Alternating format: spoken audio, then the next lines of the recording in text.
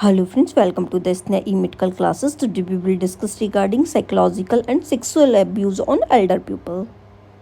First we will discuss about what are the psychological and sexual abuse. Psychological abuse क्या होते हैं? These are the abuse. It is one of the most prevalent types of abuse. ये जो psychological abuse रहता है ये वो मतलब ज़्यादातर देखा जाने वाला जो लोगों के अंदर अगर एल्डर पीपल की अगर हम बात करते हैं तो ज़्यादातर देखा जाने वाला abuse जो है ये होता है which occurs older people who are being mistreated by family और relatives. ये कब होता है? जब ओल्ड एज वाले पीपल होते हैं जीजियाट्रिक एल्डरली जो लोग हैं वो अगर अपनी फैमिली और रिलेटिव के द्वारा जो है बहुत गंदी तरीके से ट्रीट किए जाते हैं तो उनके ऊपर क्या होता है साइकोलॉजिकल इम्पैक्ट जो है वो पड़ता है। तो इसको हम क्या कहते हैं? साइकोलॉजिकल अब्यूज़ कहते हैं। The perpetrator of psychological elder abuse can cause anguish for the older person through threats manipulation fear humiliation and other cruel acts. जो मेन पॉजिटिव चीज़ें क्या रहती हैं, क्या क्या अब्यूज़ जो है उनके संग में जो है वो किए जाते हैं, जैसे कुछ उनको डराया धमकाना,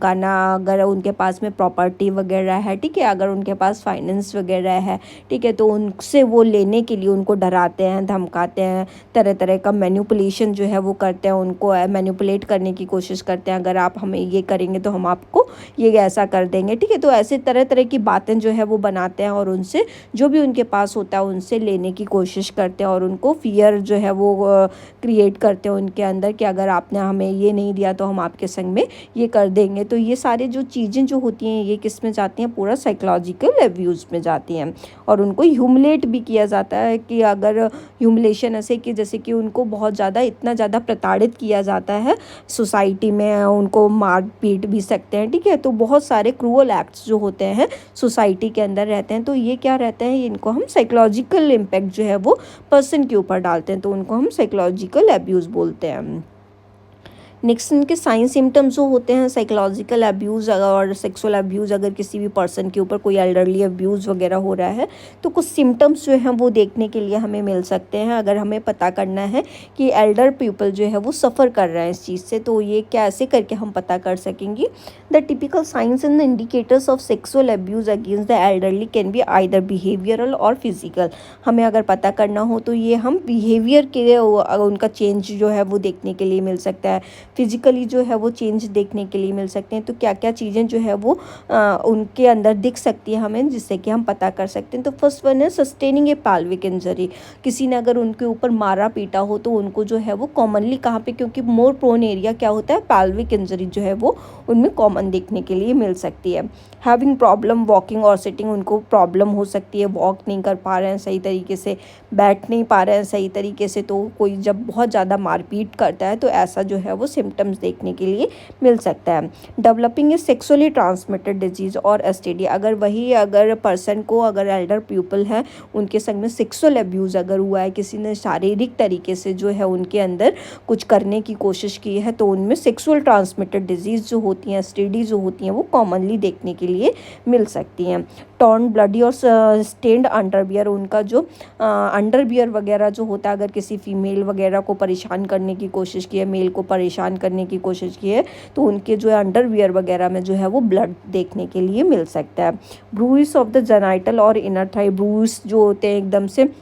इन्फ्लैम्ड मार्क्स जो होते हैं, ठीक है, एकदम स्ट्रेचिंग मार्क्स जो होते हैं वो देखने के लिए मिल सकते हैं, जैसे कि किसी ने उनको मारा हो तो उसकी वजह से छिलन जैसे जो मार्क्स होते हैं वो देखने के लिए मिल सकते हैं। वो इनर थाई के रीजन में मिल सकते हैं जब कोई भी उन्हें सेक्सुअली अब्यूज़ जो है वो करता है। ब्लीडिंग फ्रॉम द एनस और जेनाइटल, एनस और जेनाइटल वाले रीजन से उनके ब्लीडिंग जो है वो देखने के लिए मिल सकती है, ठीक है। वो एनस और जेनाइटल एरिया पे जो है वो इरिटेशन जो है वो देखने के लिए मिल सकती है अगर उनका किसी ने सेक्सुअल अब्यूज़ जो है वो किया है। और क्या देखने के लिए मिल सकता है? पैनिक अटैक्स जो है वो पर्सन के लिए आ रहा है, अगर सेक्सुअल अब्यूज़ या उनके संग में साइकोलॉजिकल अब्यूज़ जो होता है तो उनको पैनिक अटैक्स जो होते हैं वो मोर कॉमनली उनके अंदर रहते हैं। Sign of post traumatic stress disorder, वो एकदम से कोप अप नहीं कर पाते हैं, अगर उनके अंदर पीटीएसडी जो है वो कॉमन हो जाता है, अगर उनके संग में कोई भी अब्यूज़ जो है वो देखने के लिए मिल रहा है तो उसमें जो है वो एकदम से बहुत ज़्यादा डर में ऐसा जो है वो आ जाते हैं, वही चीज़ जो है इंसिडेंट जो होता है वही रिपीट ट्रीट करते हैं तो उसमें पोस्ट ट्रॉमेटिक स्ट्रेस के जो है वो साइंस देखने के लिए मिलते हैं। सिम्टम्स ऑफ एजिटेशन, एकदम से वो एजिटेटेड होंगे, इरिटेटेड करेंगे, ठीक है, एकदम घबरा जाएंगे, ठीक है, बहुत ज़्यादा एकदम जैसे नहीं बेचैनी जैसी किसी के अंदर होने लगती, तो ऐसा जो है वो देखने के लिए मिलेगा। सोशल और इमोशनल विड्रॉल फ्रॉम अदर्स, वो अपने आप को और लोगों के उसमें जो है वो सोसाइटी में इतने मिक्सअप होके जो है वो नहीं रह पाएंगे। इंगेजिंग इन इनअप्रोप्रिएट, अनयूजुअल और अग्रेसिव सेक्सुअल एक्टिविटीज़, वो अग्रेसिव और ऐसी अनयूजुअल जो एक्टिविटीज़ जो होती हैं, अग्रेसिव सेक्सुअल एक्टिविटीज़, इनमें इनअप्रोप्रिएटली तरीके से जो है वो इंगेज देखने के लिए मिल सकते हैं। सुसाइड अटैम्प्ट्स जो हैं वो कर सकते हैं। नेक्स्ट, इंगेजिंग इन अनयूजुअल और inappropriate action that appear to be from a sex role relationship between the perpetrator of elder sexual abuse and the victim, जो है वो लोग जो होते हैं उनके संग में, उनके जो भी अगर उनके संग में किसी ने जो भी किया हो तो वो पर्सन और जिसके संग में हुआ हो वो पर्सन जो है वो आपस में इंगेज देखने के लिए मिल सकते हैं कि उनके बीच में जो है वो कोई सेक्स रोल रिलेशनशिप जो है वो मेंटेन्ड हो सकता है, जिसके संग में भी सेक्सुअल अब्यूज़ हुआ हो, जो मतलब पर्सन जो होगा जो उसके लिए रिस्पॉन्सिबल होगा और जिसके संग में हो रहा होगा, मतलब एल्डरली पर्सन के अंदर उन दोनों के बीच में कोई सेक्सुअल रिलेशनशिप जो है वो देखने के लिए मिल सकता है।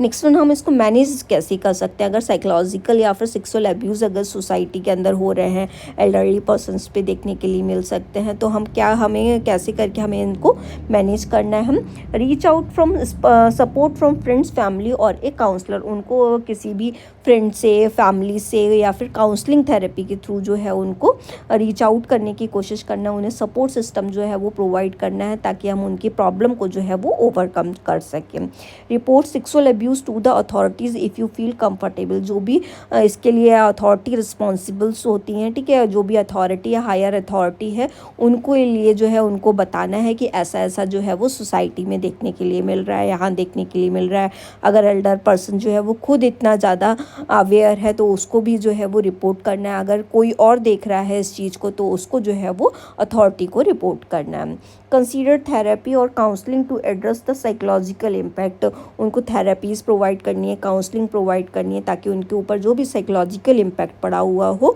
उसको जो है हम उससे उसको पर्सन को ओवरकम करा सकें। Establish boundaries to protect yourself from further harm, person जो है अगर वो खुद को अगर प्रोटेक्ट कर सकता है कि उसको कोई फर्दर हार्म ना पहुँचे तो उसको अपने आप को एक बाउंड्रीज जो है वो, अगर वो उसके फैमिली मेम्बर्स वगैरह जो भी उसको चोट पहुँचा रहे हैं उससे जो है एक बाउंड्रीज जो है वो क्रिएट कर लेनी है। Focus on self care including physical and mental wellbeing, person को जो है खुद की केयर करनी है, फिजिकली मेंटल जो है वो केयर करनी है, उसके लिए उसे योगा, मेडिटेशन, ऐसी चीज़ें जो है उसको अपने आप को डाइवर्ट करने की कोशिश करनी ताकि इन सारी चीज़ों से जो है वो डाइवर्ट होकर एक नई स्टार्टिंग जो है वो कर सके। Explore legal option if applicable, अगर लीगल कोई भी स्टेप लिया जा सकता है जैसे पुलिस वगैरह को इन्फॉर्म करके अगर उसकी फैमिली जो है वो इतना ज़्यादा परेशान कर रही है तो कोई लीगल स्टेप अगर ले सकते हैं तो लीगल स्टेप भी लेना है। Seek professional advice for a personalised approach, उसके लिए प्रोफेशनल एडवाइस भी लेनी है, अगर खुद उसे अगर उसे